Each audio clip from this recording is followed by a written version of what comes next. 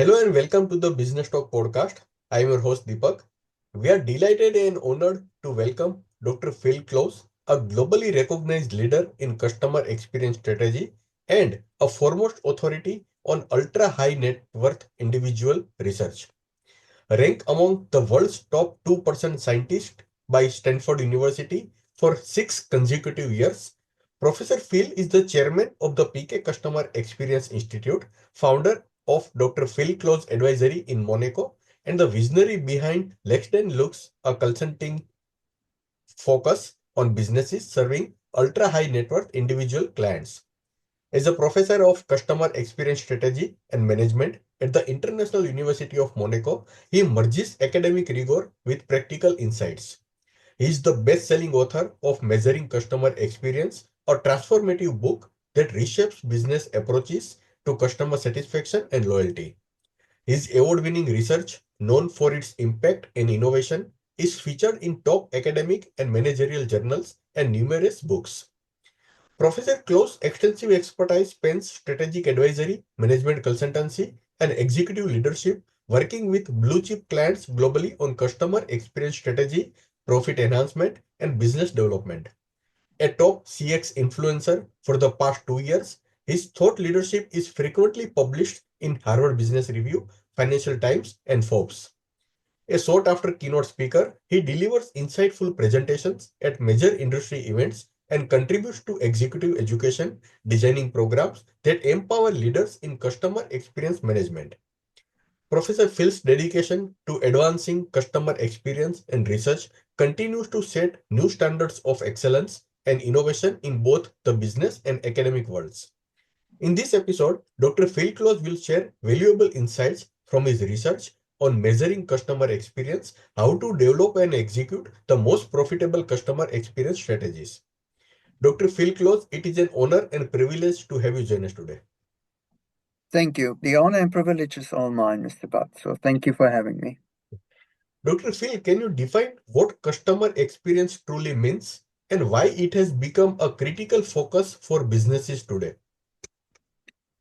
Well, customer experience in the broadest sense defined by all direct and interactions from a prospect or a client or a customer with a target brand.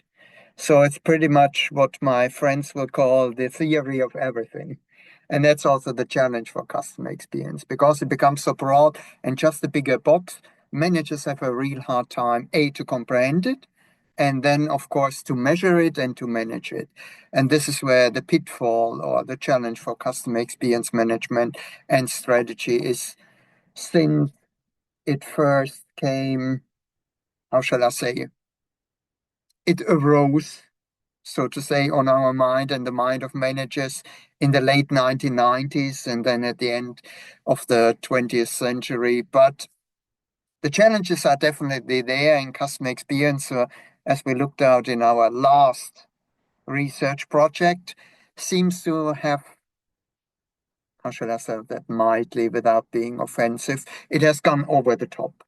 So while it was a strategic priority, most boardrooms today see it as not anymore quintessential or must have. It's more on demand and when we need it.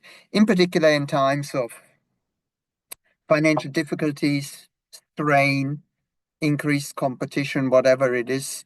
Whenever we face that, customer experience is normally the first thing that will, how shall I say, that will lose the focus. So people are more keen on other things that they perceive are closer to the bottom line than customer experience. So customer experience, when all goes well, we reinvest a little bit in it. That's the current state of customer experience strategy and management.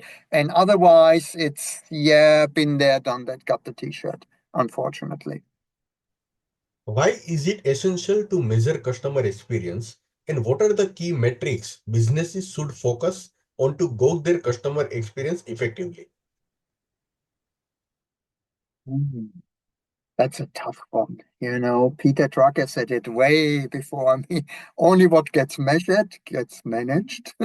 So we need to measure it. But the challenge is customer experience, meaning the number one reason why customer experience programs fail or succeed is how you measure it.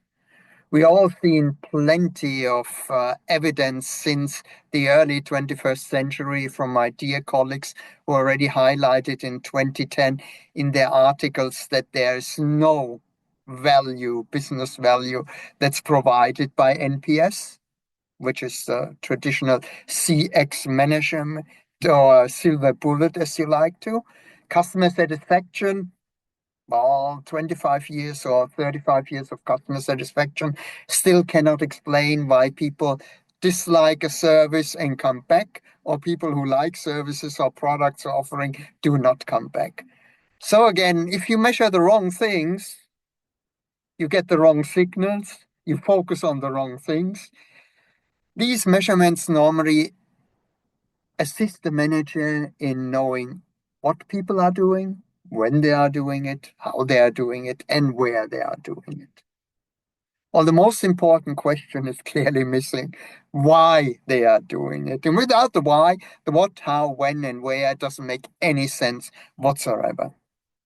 And when I started out on this journey to develop a measurement of that will satisfy managers, it was because I was a manager and I did business development and marketing, and I could see the flaws of these concept frameworks, models, measurement. So I thought to myself, there must be a better way of doing this.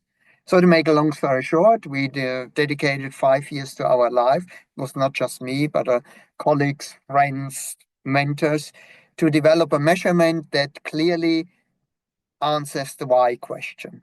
Why people do what they do and how it impacts their behavior, be it repurchase, loyalty, share of category, share of wallet, positive, negative word of mouth. We can explain it.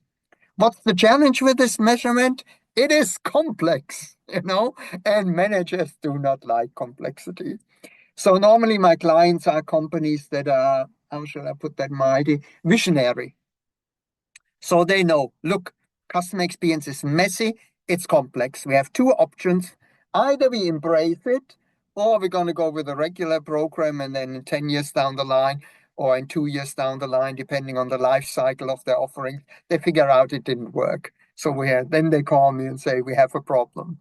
So 9 or 10 of my clients say, we have a problem. And when they describe it, I said, well, you're measuring the wrong things, So you're following the wrong signs, the wrong signals, and you still don't know why are these things actually changing. So our measurement, EXQ, that we developed has a strong link to what we call behavior. Not intentions, not what people say they would do, but what people are actually doing, putting their money where their mouth is. And this is very important because think about yourself, or all our listeners can think about, when was the last time you gave a 9 or a 10 on a net promoter score when they ask you, would you recommend yes or no? Now you probably gave it because the lady or the gentleman gave you a great deal, or they asked you, please, please, please give me a 9. Now, did you really do it? Did you give them a recommendation? Did you went out and say, oh, you need to go to that store? No, of course you didn't. But everybody comes back and says, look, we got a 9 out of 10. Our NPS is increasing, but nothing changed. People don't recommend us. People go somewhere else. People quit. People churn, whatever it is. So again, we need to focus on what people are actually doing. So our idea was we need to figure out why people do what they do, and we link it to behavior. And this is, of course, significantly complex, more complex than a one answer, one question thing. That's not possible. But the companies who embrace complexity, they do it right. And they perform, as you can clearly see in all our research we have done. I'm a scientist now, so I love that. Only the numbers, let the numbers talk. My master is the truth. As a manager, I relied on my limited experiences. Now I have a huge data set, and I can tell you, if you do this, this will happen. And EXQ works. But how many companies are doing it? A lot of them are, it's not. It adds, it's complex. I said, yeah, it's your own choice. So I love to work with a lot of companies who are a little bit more visionary, and they outperform others by, as my research clearly shows, by 200 to 600%. I'm like, okay, nothing more to say about that. Yeah, very insightful. Professor, what are some common challenges organizations face when trying to measure customer experience accurately? Ah, as I mentioned already, it's you use the wrong measurements. May it be satisfaction, may it be net promoter score, may it be customer effort score, brand evaluation. You have to start with what people actually are doing, behavior, not what people intend to do or what their attitude towards something is. Or say when you measure intentions or how people feel, Mr. Butt, you, I, and a third person look at, let's say, a Porsche 911. One says, great car, I would like to have it. The next one says, oh, I don't know, probably, possibly. And the next one, not with a 10-foot pole. It doesn't change the car, clearly. The car is still the same. But if we measure our satisfaction with driving the car, it's completely different. You need to rely on who you're catering to, so you have to be very precise and then find out why people do what they do. And then you go from there, not the other way around. So you need to measure behavior. Only behavior counts. And behavior can be measured if it be positive word of mouth, negative word of mouth, electronic word of mouth. We can today look at social media when customers are in their comfort zone because they're not face to face. So they can have a buffer of, how shall I say, a buffer of distance in between, so they can be more honest about things, or no embarrassment, everything that comes with it. So you can clearly see there's data available, what leads to what.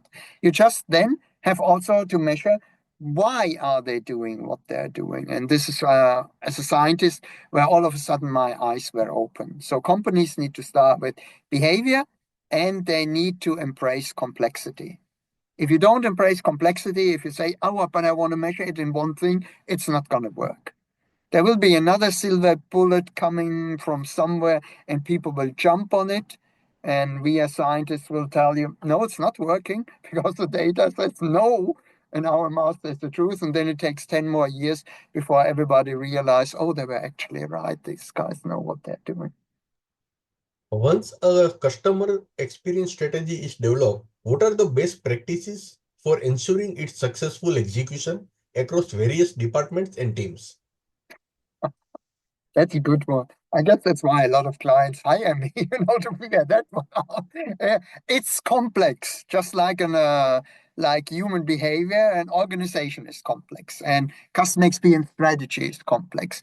I developed a typology of how you do customer experience. So there are three types. It's the preservers, the people who do a little bit of window dressing. The transformers, they're kind of caught in the middle, like Porter. They do a little bit, but they don't know how to do it, so they try. And we have the vanguards. The vanguards are the one where everything in the company starts and finishes with customer experience. Every single every single person in the company knows the most important question is what I develop, what I do, how does it contribute to giving a better experience to our customers, consumers, clients? So you can see these people have a different way to think about it. As soon as you have a customer experience department and you do it in isolation, and it's like marketing, and then it's already, this is done from the start. Customer experience is more like a philosophy. It's a way to do business. When we look at the three preservers, transformers, vanguards, preservers, no profitability. But 9 out of 10 companies are preservers. There are some transformers, they are performing better, and then there are the vanguards. These are the ones that outperform the other by 600%, 6 times more profitable. But when you come to these companies and when I talk with them, they will say, I said, how did you come up with this strategy? And they look at me and say, Professor, is there any other way to do business? So you can see clearly. I always say when I present these findings to my clients, to the board, to the CEO, he says, oh, how can I become a vanguard? You know, how you can become 600% more profitable. And I always say, good that you realize you're not a vanguard, but the chances you become a vanguard, and that's tough news for everyone out there, are slim to none. Why? Vanguards are not made. They are not moving. They were born. So you find a lot of new companies, and I love that. Entrepreneurs who just, the way the things are done, in particular in the luxury companies, are not right, but I cannot convince these guys to do it any better, so I do it by myself, which I love. But companies who are already there, established, they have their organism, they have their culture, they have their value, they're very hard to move. But I always say you don't have to be a vanguard, because in the moment you move towards it, even towards the transformer, you become more profitable. So all you have to do is forget things like insular thinking, measuring it the wrong way, talking customer experience centricity rather than practicing it, how you reward your people. The people are the most important one because they deliver the experiences. You know, I never comprehend why the people who are the most important for us as customers to generate our experience, the way we feel, are the worst paid, the worst educated, and the worst appreciated in the company. That makes no sense whatsoever. So company also need to change their skills for the employees, their rewards, the people they hire, how they take care of them. Because I know on a balance sheet, people are costs, but they're the greatest assets in terms of profitability. Does it make sense? Absolutely fine. Perfect. What role does technology play in measuring and enhancing customer experience? Are there any specific tools or platforms you recommend? Mm. Okay, now we have to go back a little bit in history. When I started out in customer experience, I was on LinkedIn, and I was the first one talking about it.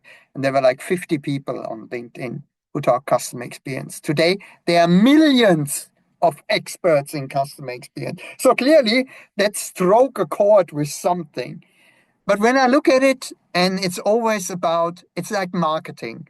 Marketing and customer experience is obsessed by tools, toys, technology. But tools, toys, and technologies are just enablers, nothing else. Like when people say, oh, but I need the internet, I need a smart device. I'm like, you don't need it. Your need is to get information when you want, where you want, how you want it, as fast and as convenient as possible. I did that too when I studied, but in my case, it was a library.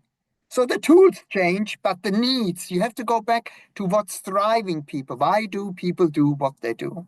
Technology can help, but in most cases, it destroys the customer experience. Just think about apps.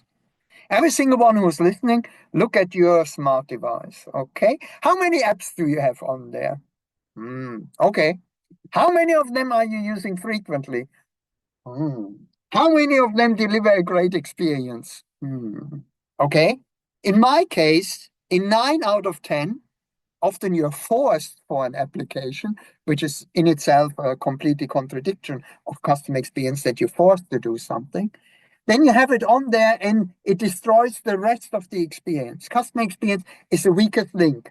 One chain is weak, the entire customer experience is weak. So everybody thought we need to have an app without thinking about it. So they have an app, and what do? They destroy the customer experience and people go somewhere else. So never jump on the bandwagon. The transformers and the vanguards ask themselves, if I apply technology, will our client perceive a benefit in their experience? If the answer is a profound yes, then you do it. If just one person says, I'm not quite sure, stay away from it, because you certainly get one person that's out there. And then think about negative versus positive word of mouth. Negative word of mouth reaches on average 300 people. Positive word of mouth, 3. So you need 100 good experience to accommodate for one bad one. So clearly, customer experience is not about delighting, wowing, surprising, satisfying. The most profitable customer experience strategy is to avoid dissatisfaction. That's the focus. And for that, if you got technology that can do it, hallelujah. AI in the future, if we apply it correctly, I love AI because I use it and I have clients who are using it, but we are developing it in a way that we can first look, will our client perceive it as a benefit? Then we implement it, not the other way around. And if you do it right, it's good. Most people will tell me, oh, AI is horrible. Chatbots are horrible. I said, yeah, bad applications of a great idea mustn't make the idea bad. It's just bad applications. That's it. I'm always in Korea, China, and so on. And I say, if you want to know how technology works and how technology can be beneficial for clients, customers, consumers, citizens, look to the East, not to the West, because we are light years behind. So there are applications, but again, you need to be careful. Think about WeChat. Who doesn't love WeChat? Why in the West can we not have one platform where everything works together? Why? So again, there are applications, but again, don't focus on the application. Focus on the benefit it could have for the client experience. Because this is, again, the measurement. Nothing else matters. Because look at now, I always say, what's the maturity of an industry? When big players like Adobe and so on come in and offer you software packages. You heard that story before? CRM, 80s, 90s, and ask a CEO about CRM. They're like, oh, stay away from it. Big investment, never came even to a return investment. And when we didn't get there, we had to pay more for an upgrade. And I have the feeling that CX, like the voice of the customer and all these programs and data sets and software, is doing the same thing. Professor, how can data analytics be leveraged to gain deeper insights into customer behavior and preferences? And how does this inform customer experience strategies? Well, the challenge for most of my clients in the companies I'm working with is they start with what we call a confirmatory approach. They start with service. They measure something. I said, before you measure, you need to know what to measure. So the challenge for most companies is they are confirmatory, quantitative surveys, click a box 1 to 10, smiley, non-smiley. This is not the start. The start is to sit down and ask them, blank canvas. Most of my clients say, let's do that. So we start what we call exploring. Blank canvas. We go out and I say, I know nothing about why your customers choose one over the other or vice versa. So what we are doing is we exploring with conversations using psychological techniques because we are trained in it to find out the underlying values, what drives behavior and why people are doing what they're doing. In most cases, we find that the current measurements used cover on average 10% to 20% of the reason why people do what they do. And that's again how you measure it. Because if you focus on what 10% of what people are doing, you're missing 90%, of the reasons why. And when you change just 10% and you don't see movements, or you see movements in the wrong direction, you don't know why. Because you're looking at effects. What you need to do is look at the cause. So we explore the causes together. And based upon establishing the causes, then we look at the effects, not the other way around. So in terms of fancy service software, no one couldn't care less. You need to go out and you need to talk to the people. Another great resource of great customer experience strategy and management that I encounter in every single company I'm having the delight and the honor to work with are the people on the front line. The people picking up the phone, the people who stand in the store, whatever it is, customer service. These are the people who normally know where the pain is and what could be done about it. Dr. Phil, can you discuss the correlation between well-executed customer experience strategy and a company's financial performance? Any Yes, notable any notable case studies or examples you would like to share with our audience? yeah. We started measuring the profitability of customer experience strategy and management programs in 2010. We went out and we contacted what we thought are the leading companies, and we started with companies in a particular context and divided it from there. We always said you need to have a customer experience program, a dedicated customer experience program for at least 5 years. Why 5 years? With every management initiative, you start in the negative part. So you need 5 years before you can see a return on investment on every management initiative, statistically speaking. So we went out there, we started it, we collected more and more data, and now we have the data from over 3,000 companies over the last 15 years. And we can clearly say there's one that stands out, which are the vanguards. They perform 600% better than the majority. The majority of people, over 90%, are non-profitable, which is also a shock. 9 out of 10 are non-profitable. And this is also the great challenge for customer experience, because a CEO and a CFO looks at it and like, no, NPS doesn't give us anything in terms of financial terms. And when we talk financials, we talk profitability. Profitability doesn't have to be profitability after taxes.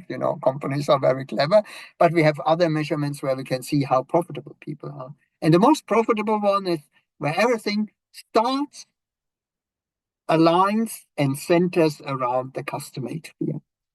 Everybody who goes towards that becomes more profitable. But everybody who tries shortcuts, NPS, customer satisfaction, a little bit here, a department there, the department that did before customer service is now customer experience, and we have some commercials, and we integrate, we have a new app, never profitable. With customer experience, you have to commit. If you don't commit, you just think it's an exercise. You might do greenwashing, you might do sports washing, you might do CSR washing. That might work, but customer experience, we feel. You cannot fake it. So you can fake it, yes, we care about the planet, or we can do this, then you show it. But we go in a store and we go online and we don't experience what we want, we know it. You cannot fake this. No matter how many commercials you say, we care about our customers. I always say, if you have a commercial that says we care about our customers, you need to highlight this. I think you have bigger problems. How can companies ensure continuous improvement in their customer experience strategies, and what role does feedback play in this process? What role does Feedback. Feedback from the feedback? customer. Yeah. Okay. A lot of people always say customer journeys are important. Customer journey mapping, another one of these things that came with every CX guy is doing customer journey and brand personas. That seems to be like the weapon of choice. NPS, brand persona, customer journey. Let's do these three together. Most of them don't do anything other than highlighting, there's a journey. Yeah.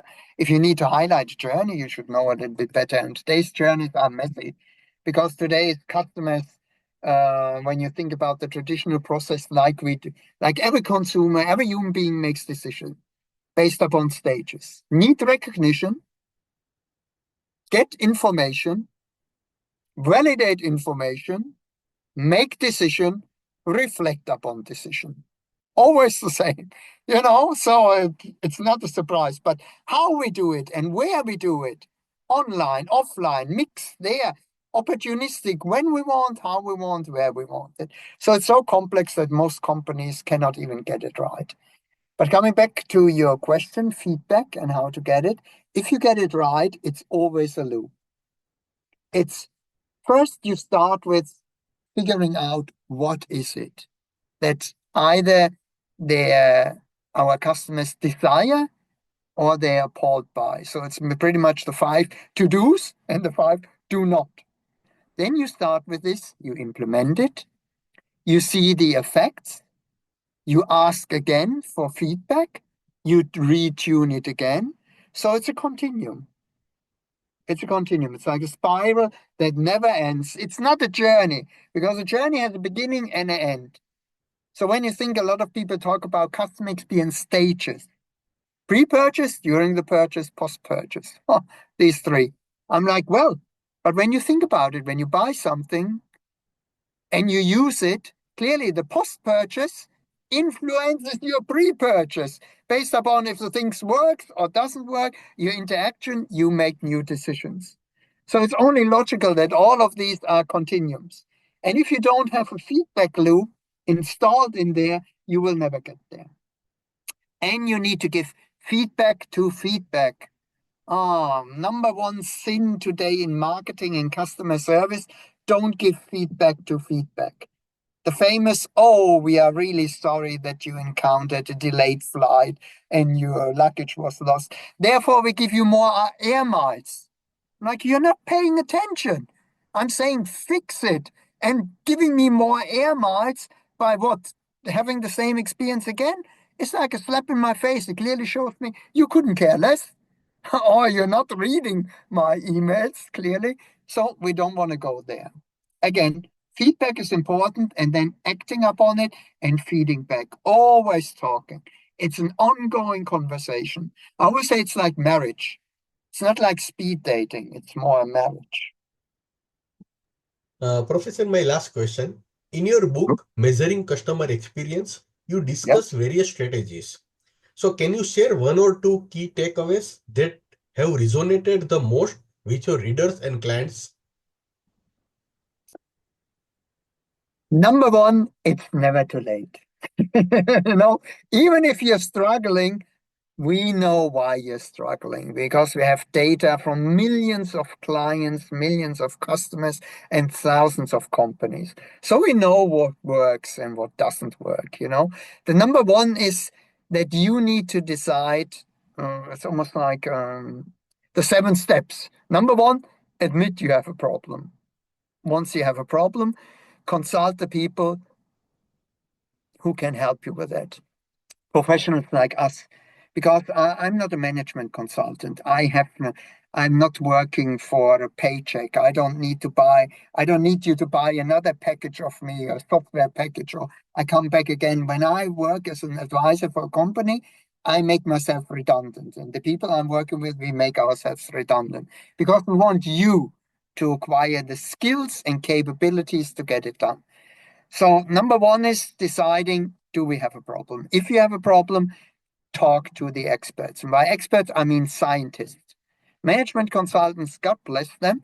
And I have a consultancy company too. Don't worry about that, but it's different approach. And I work with management consultants, but they're the few who have a similar mindset that I do. So for them, it's all about hardcore scientific evidence. Our master is the truth. We don't need to sell anything. The only thing we want is you to gain insight, and then take this insight and run with it themselves and make it successful. So the most important thing is, number one, realize there's something that needs to be done. Number two, take an expert. Number three, listen and take the evidence. I know the evidence can sometimes be, how shall I say, less than flattery, but you're already in it. If you say, we have a problem, then you know there's a problem. Then let's work on the problem together, acquire the resources and capabilities. And the more you put the client in the center, not talking about it, you put it in the center, the more profitable you will become. It's science. You know, I always say to my clients, look, if you do exactly what I do, this is what will happen. But I know you don't exactly what I do, because organizations have behaviors, they have agendas, there is heritage, culture, values, fights, infights, outwards, and everything that comes with it. So now, after 15 years of research, we know pretty much what works where, so we can adjust it accordingly. You know, but the most important thing is that you decide, I want to go down the path, and then just execute. And number one execution with all of my clients is, let's start from scratch. This is the most important part. If it's not working, it's not worth it to tune it a little bit. Let's just start from scratch. And then we compare what we have with the ideal state. And then we take the gaps. Every single gap can start from the scope, the aim, the objective, how you develop policies, how you manage it, how you operationalize it, every single part of it, how you measure it, how the touch points are being controlled, what is outsourced, what do you take control of. After, then you look which gaps are the easiest to close, which ones are the hardest to overcome, and then you do step by step. And every time you do the step, you will see improvement. And when you see improvement, you get buy-in, you get profitability, and then it's pretty much a self-runner. One of my clients said, literally, he said, Professor, you're a cheeky bastard. I'm like, what makes you say that? He said, you started, when we started out, you said, oh, we just put in a measurement, EXQ. And when we put in the measurement, he said, by putting in the measurement and what it does, managing it, looking for it, having remuneration based upon it, performances, KPIs, by doing that, you change the way we do business. It's a change management program. And I said, yes. But if I would have come and said, let's do a change management program, what have you told me? It's like, no way, change management. No one likes change. So we often, we call it the Trojan horse approach. You do one thing that people are, like a measurement where people say, oh, I'm familiar with it, there's not a problem. But then it changes behavior. And then you see the magic of it, how it happens. You become more profitable. People are happier, customers are happier, everyone wins. In a way, I'm very evangelistic. But when I see the results of the work we are doing, happier customers, happier people on the front line, happier managers, happier shareholders. What more do you want? Listeners, thank you for joining us in this enlightening discussion with Dr. Phil Klaus, a globally recognized leader in customer experience strategy and a foremost authority on ultra-high net worth individual research. Dr. Klaus' groundbreaking work and extensive expertise have provided us with invaluable insights into the world of customer experience, emphasizing the importance of developing and executing strategies that not only enhance customer satisfaction but also drive profitability. As we explored his journey, research, and practical advice, it's clear that Dr. Klaus' contributions are setting new benchmarks in the industry. Whether you are a business leader, strategist, or academic, the principles and strategies discussed today offer a roadmap for creating impactful and profitable customer experiences. We are grateful to Dr. Klaus' time and insights, and we look forward to seeing how his work continue to reshape the future of customer experience. Stay tuned for more thought-provoking conversations in the upcoming episodes. Thank you for listening. Thank you, Dr. Phil Klaus, for joining with us today. Thank you. It's been my pleasure. And for all of you listening out there, please feel free to connect with me on LinkedIn if you have any questions. And I'm sure we're going to get in touch with you. So thank you so very much again for having me and giving me a platform to share the insights, because at the end of the day, as a scientist, we want to share. Thank you, Thank you Professor. again. Thank you.